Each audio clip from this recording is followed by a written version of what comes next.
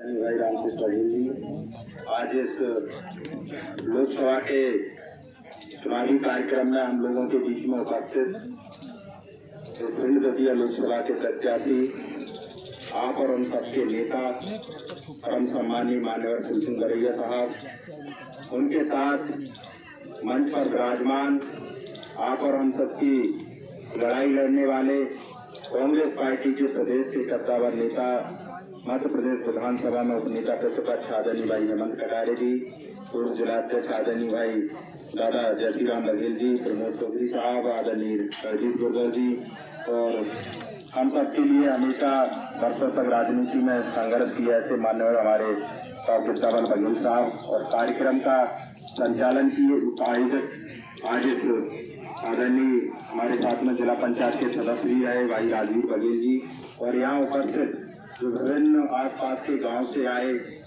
जो हमसे उम्र में बड़े हैं, सब लोग चेर परिचय दादा, सब लोगों को मैं अपनी ओर से प्रणाम करता हूं और इस पावन पर्व की, होली की पावन पर्व की आप सबको शुभकामनाएं और बधाई देता हूं। सम्मान्य साथियों, निश्चित तौर पर हमारे पूर्व में जो वक्ता बोले,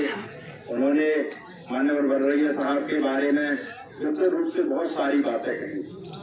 लेकिन जितना मैंने अपने जीवन में उनकी राजनीतिक शैली को देखा है, जो अनुभव किया है आप लोगों के माध्यम से, उनके संघर्ष को जो सुना है और देखा है, उस बात से एक बात को मैं दावे के साथ कह सकता हूँ कि उन्होंने हमेशा न्याय की लड़ाई लड़ी है। किसी भी वर्ग के साथ, किसी भी जाति के साथ, किसी भी धर्म के साथ यदि अन्याय हुआ है और वो व्यक्ति उम्मीद लेकर यदि हमारे माननीय फूलसिंह बरैया साहब के पास पहुंचा है, तो उन्होंने अपनी पूरी ताकत के साथ उसको न्याय दिलाने के लिए हमेशा लड़ाई लड़ी। और इस मंच पर जो नेता बैठे हैं, चाहे वो आदरणीय कटारे साहब हो, चाहे आदरणीय माननीय फूलसिंह बरैया साहब हो, दोनों लोगों की जितनी कार्य क्षमता को मैंने समझा है, इस बात को भी मैं कह सकता हूँ कि आज जो खाई जो लगातार बढ़ती जा रही है, वो खाई किस बात की है। मैं यहाँ बैठे हुए लोगों से छोटा सा अनुरोध करना चाहता हूँ कि दो सगे भाई हो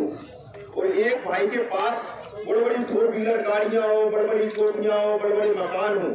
और दूसरे भाई के पास खाने के लिए रोटी ना हो, क्या दोनों भाइयों के बीच में भाई भाई का रिश्ता जिंदा रह सकता है? आपसे मैं पूछना चाहता हूँ, नहीं रहेगा ना, क्योंकि उन लोगों के बीच में दूरी बहुत हो गई है, गरीबी अमीरी की खाई बहुत हो गई है। ये गरीबी अमीरी की खाई जो है, ऐसे ही सामाजिक न्याय में कुछ लोगों को लगातार अवसर मिल जाए, 4 बार 5 बार MP MLA मिनिस्टर सारी चीजें बन जाए, और कुछ लोगों को पंच सरपंच के लिए भी संघर्ष करना पड़े, तो जो सामाजिक न्याय की जो दूरी है, जो सामाजिक न्याय की जो दूरी है, उसको बांटने का काम माननीय फूलसिंह बरैया साहब ने भी किया है। आदरणीय कटारे जी भी सोच पर इसका दूसरी का काम करते हैं। यहाँ बैठे हुए लोग और जो लोग नहीं आ पाए, उनकी भी पीड़ा मैं बहुत अच्छे तरीके से समझ सकता हूँ। हमारे लोग आज कई लोग जो विभिन्न राजनीतिक दलों में काम कर रहे हैं, सत्ताधारी राजनीतिक दलों में काम कर रहे हैं, आप उनसे ये बात जाके पूछ लेना। कई लोग से कह देंगे कि आपको पता नहीं कि मैं फलानी पार्टी का मंडल अध्यक्ष हूँ, मैं कमंडल अध्यक्ष हूँ, मैं जिले में जो प्रधारक हूँ। अरे जब तुम्हारी सरकार है, तुम उस पार्टी के पदाधिकारी हो, तुम अपने आप को फलाने मंत्री के खास समझते हो, तो उन लोगों से जो पूछ लेना कि जिले के अंदर यदि 100 रेत की खदानें चलती है, तो आप लोगों की भागीदारी क्यों नहीं होती?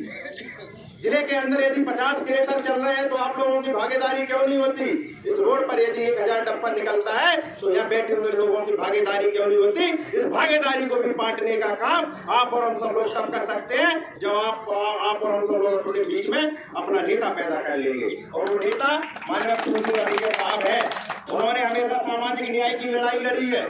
उन्होंने हमेशा यहाँ बैठे हुए लोगों की लड़ाई लड़ी है। यदि आज मानसिंह कुशवाहा यदि इस मंच पर खड़े होकर कांग्रेस पार्टी के जिले का प्रतिनिधित्व कर रहे हैं और आप लोगों के बीच में भाषण दे रहे हैं, तो उसका कारण भी माननीय फूलसिंह बरैया साहब है। यदि उस दौर में, उस समय में यदि ये संघर्ष नहीं करते, तो राजवीर बघेल जैसे लोग जिला पंचायत बनकर नहीं आते, मानसिंह कुशवाहा जैसे लोग आज कांग्रेस पार्टी का प्रतिनिधित्व नहीं कर रहे होते। तो ये जो संघर्ष करने की राजनीति माननीय फूलसिंह बरैया साहब ने सिखाई है, तो इसलिए आज आप और हम सब लोगों का भी कर्तव्य है कि जिस सरकार से हम लोग लड़ रहे हैं, जिस जगह हम लोग लड़ रहे हैं, वो सरकार इतनी तानाशाह है कि जो भी व्यक्ति, कोई भी नेता हो, जो भी व्यक्ति इनके खिलाफ किसान की बात करता है, जो भी व्यक्ति इनके खिलाफ से कहता है कि नौजवानों की बात करता है, एक समय ऐसा हुआ करता था, छोटी सी बात कहूंगा, कि गांव में एक परंपरा चलती थी। लोग कहते थे कि हमारी बीघा 2 बीघा बिके मिल जाए, लेकिन बच्चों को पढ़ाओ। और कई ऐसे उदाहरण हैं आज से 20 साल पहले, 25 साल पहले, कि लोगों ने अपनी जमीन बेची, जायदाद बेची, घर बेचा, मकान बेचा, जेवर बेचा और बच्चों को पढ़ाया। और वही बच्चे पढ़ लिख कर जब अधिकारी अफसर बन गए, तो जिन्होंने 2 बीघा बेचने का काम किया था, आज उनके यहाँ 100 बीघा के काश्तकार है। लेकिन आज समय बदल गया है। भारतीय जनता पार्टी देश में जब से मोदी आए, आज क्या स्थिति हो गई है कि लोग बच्चों को पढ़ाने के लिए 2 बीघा छोड़ो 100 बीघा बेच रहे हैं, घर के जेवर बेच रहे हैं, अनाज बेच रहे हैं, फसल बेच रहे हैं। सब कुछ अपना दांव पे लगाने के बाद भी बच्चा भी रोड पर और उसके पिताजी भी रोड पर आने के लिए मजबूर हो गए हैं। इसलिए मैं आप लोगों से कहना चाहता हूं कि आज समय है कि ऐसे व्यक्ति को यदि तुम मौका दोगे तो निश्चित तौर पे आपकी आवाज को सदन में उठाने का काम करेंगे। क्योंकि सदन के बाहर जो कोई व्यक्ति इनके खिलाफ चिल्लाता है, तो निश्चित तौर पे आप लोग देख लीजिए, झूठे अपराध लगाए जाते हैं, झूठे षड्यंत्र किए जाते हैं। आप लोगों ने देखा होगा, अभी देख लो, इंडिया गठबंधन के हमारे साथी और दिल्ली के मुख्यमंत्री अरविंद केजरीवाल मुख्यमंत्री जैसे व्यक्ति को भी जेल में डालने का काम भारतीय जनता पार्टी ने किया। कुछ समय पहले हमारे जैसे व्यक्ति के खिलाफ ग्वालियर में षड्यंत्र कर दिया, लेकिन मैंने कह दिया, जब तक ये शरीर में प्राण है, किसानों की बात हो, नौजवानों की बात हो और यहाँ बैठे हुए लोगों की बात हो,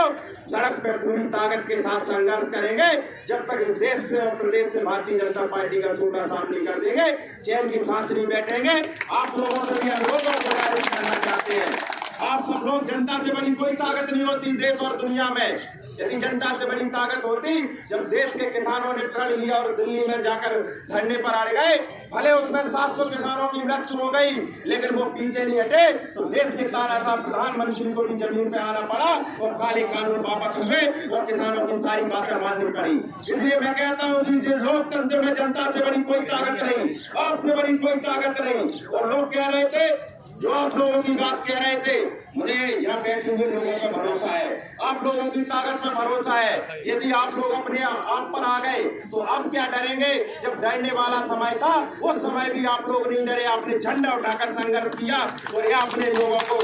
जीती हुई स्थिति में लाके खड़े करने का काम किया। षड्यंत्र हुए, नेताजी हमारे सदन का हिस्सा होते, आप और हम सब लोगों की आवाज विधानसभा में उठा रहे होते, लेकिन उन सब षड्यंत्रों का बदला इस चुनाव में लेना है। इसलिए मैं आप लोगों से अनुरोध करना चाहता हूं कि हमारे मध्य प्रदेश विधानसभा में उपनेता भाई हेमंत कटारे जी, जो भिंड जिले में उपनेता प्रतिपक्ष के तौर पर पार्टी ने बनाया है, आप सब लोग यदि यहाँ से कांग्रेस पार्टी का प्रत्याशी जिताने का काम करेंगे, माननीय मुख्यमंत्री बरैया साहब को जिताने का काम करेंगे, तो आप सब लोगों की तो ताकत बढ़ेगी। साथ साथ मंच पर बैठे हुए तमाम साथी जो हमारे जैसे यहाँ बघेल जी हैं, बलराज बघेल जी हैं, रंजू चौधरी, तमाम जो विद्यावान बघेल साहब, तमाम जो साथी है, इन सब की भी ताकत बढ़ने का काम होगा।